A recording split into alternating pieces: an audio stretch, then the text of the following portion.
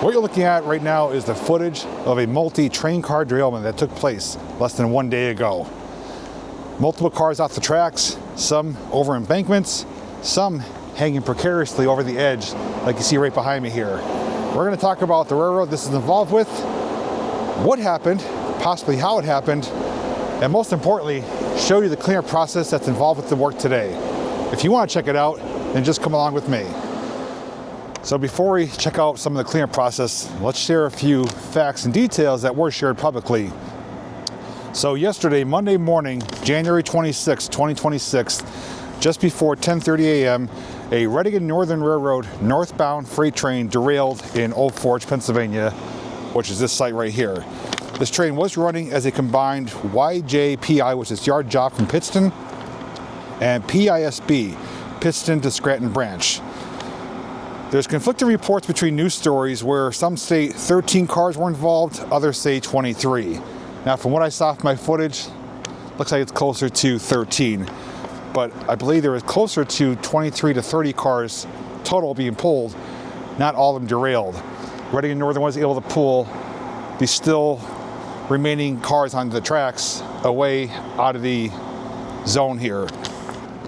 Now, some of the loaded cars, which I believe are the ones that are roll over the embankment there, were carrying wine and on their way to a nearby industrial park near Scranton. As far as they determined, there's no hazardous spills or environmental issues, and also no injuries reported, which is great to hear. I believe it was the engineer and conductor. They were in the locomotive. This happened behind the locomotive. Now, the cause of derailment hasn't been announced as of the making of this video, but this did happen less than 12 hours after receiving roughly 15 inches of snow.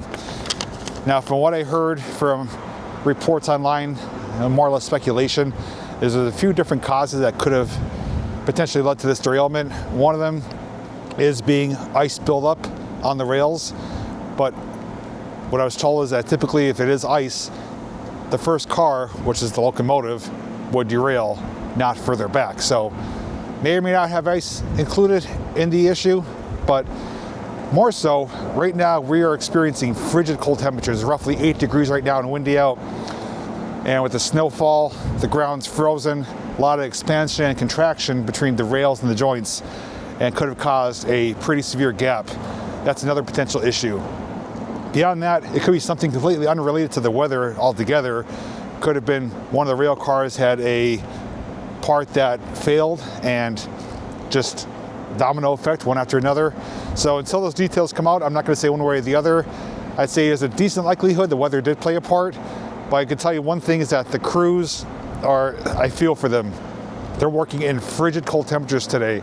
They brought in crane masters, I believe, out of the Allentown area, and they have multiple pieces of equipment that they actually drove up Music Road, up to the rail line, and are going to start lifting up the cars, hopefully putting them back on the tracks. And Reading Northern has awaiting equipment, locomotives I should say, just on the other side of the crossing, where they did pull one car away already, and I guess they're going to hang around in case they could pull other ones away, work them out a piece at a time. I don't know if they're going to get it all completed today, but I'll be here for a little bit. I got multiple different cameras. We're going to get a few different angles, a few different areas, and if we find out any more details, we'll share them along the way.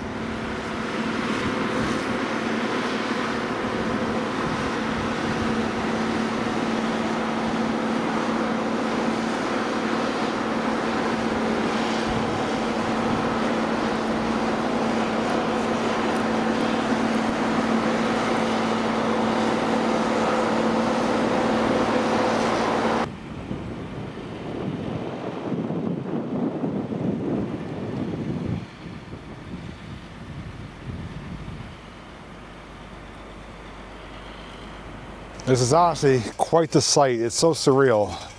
I've only seen train derailments in pictures and videos, and although I didn't witness this happen, it is just something to take in.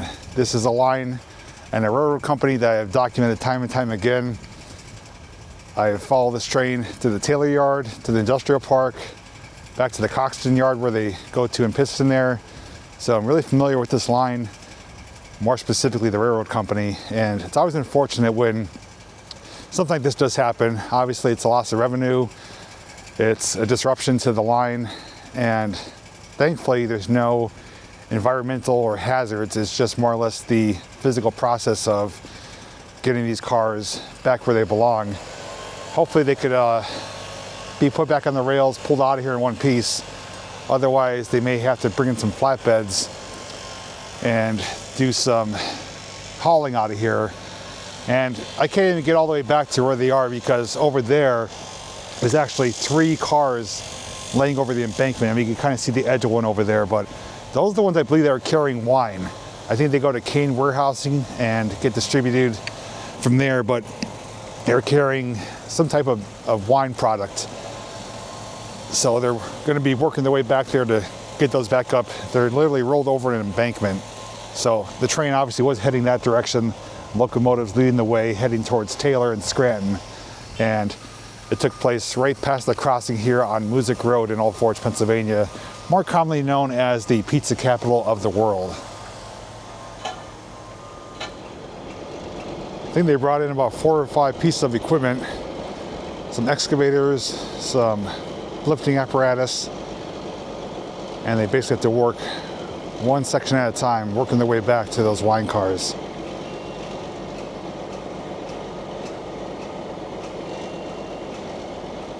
There's a lot of officials on site too, Reading Northern Police, Maintenance Away, other officials. A lot of spectators too coming by taking pictures. It's, like I said, a sight that you don't normally see.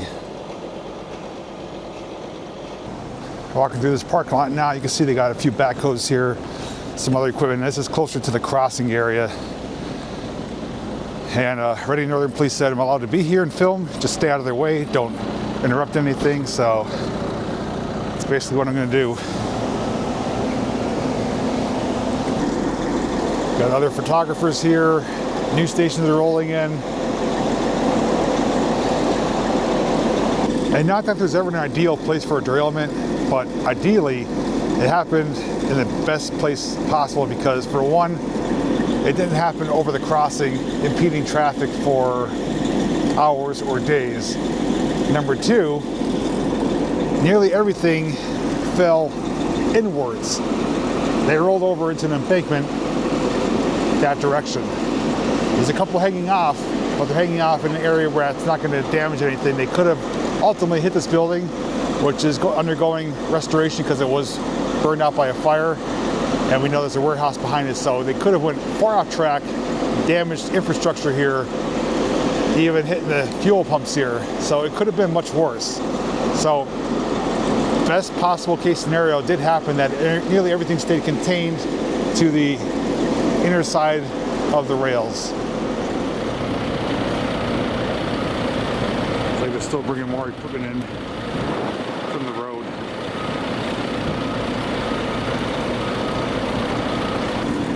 The covered hopper car, looks like the portion closest to us is on the rails, but they're working on the rear truck. Get those back on. And it is cold out here, I can tell you that. I'm bundled up, but I am still cold, but I'm trying to get as much footage as I can. But I think this is going to be maybe more than a one-day process. Very time-consuming. This disrupts traffic flooding in Northern and going to their Scranton customers, so this line needs to get back open sooner than later.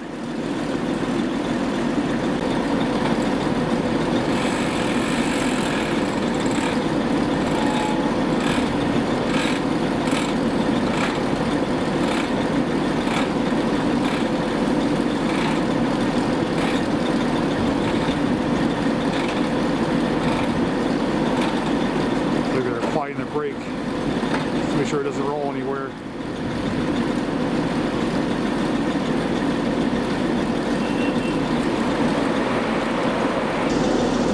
Looks like that one might be completed. They're backing away from it. Put their brake on, and maybe the locomotive's going to come over, hook up to it, and pull it out of there.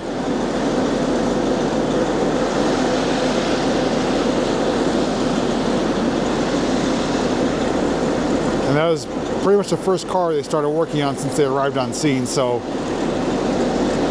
one of many to go.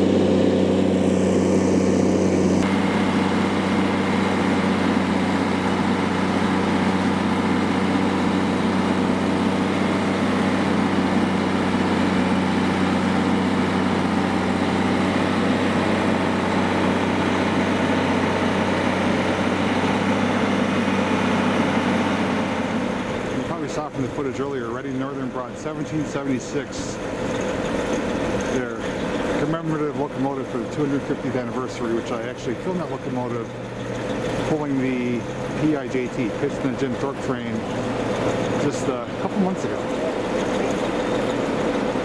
It looks like Reading Northern is on the approach.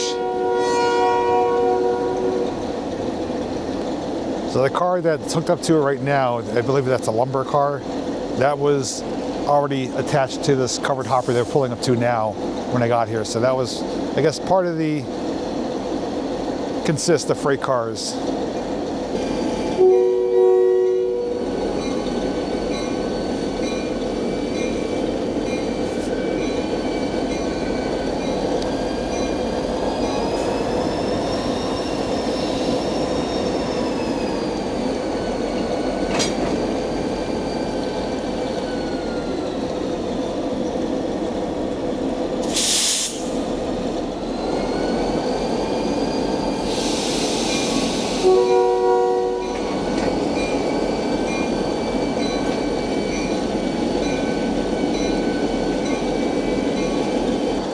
Looks like that's officially the first car put back on the rails.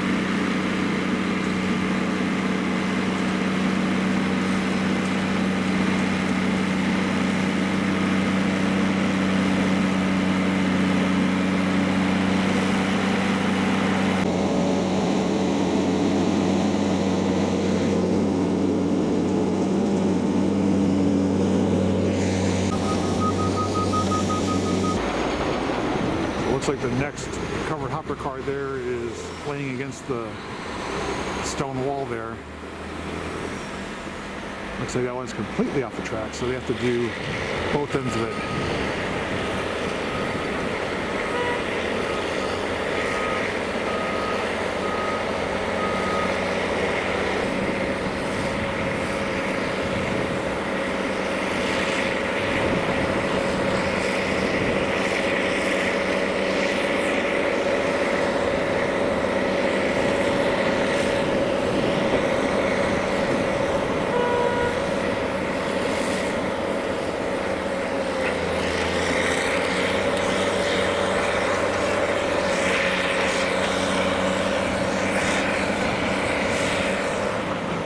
But they're using two cranes simultaneously to lift and reposition that hopper car. I know it's hard to see from here, but that's what's happening as we speak.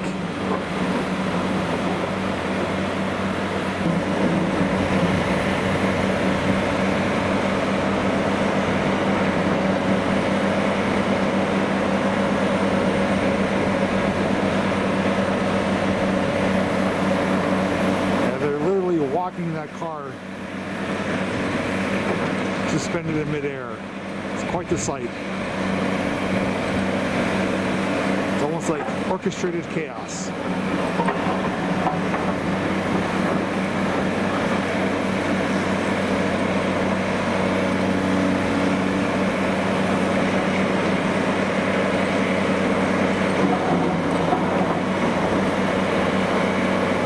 Looks like this excavator is kind of making a better pad for this equipment to walk on, make it as flat and level as possible.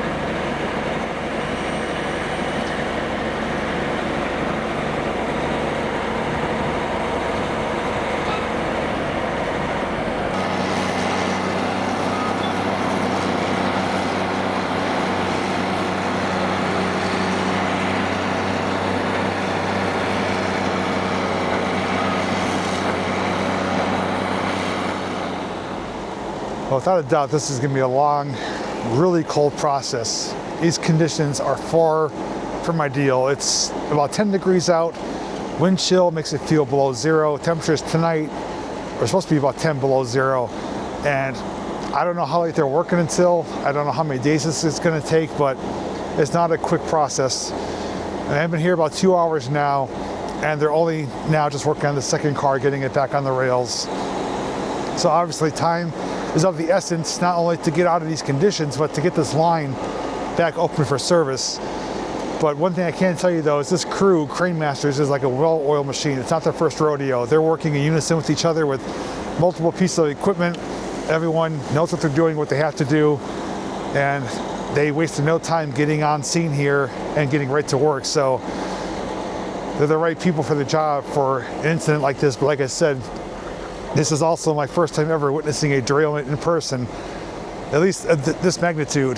I've seen or heard of, like, maybe one car or a locomotive coming off the rails, but not like this, not like what we see behind me here with them hanging over the edge like that. I mean, that's a sight like you'd only see like from a movie set. So hope you guys appreciate the different angles and footage I was able to provide, both from the air with that camera, and this camera.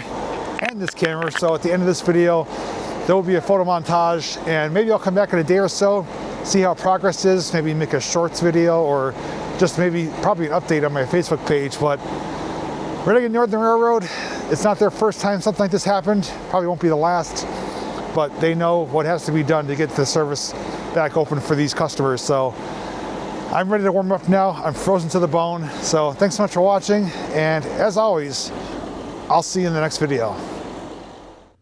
Well, after my fingers and face thawed out, I was able to get you a little bit more bonus footage. Just a few things I want to mention. For starters, is that the scale of this project may not come through on camera.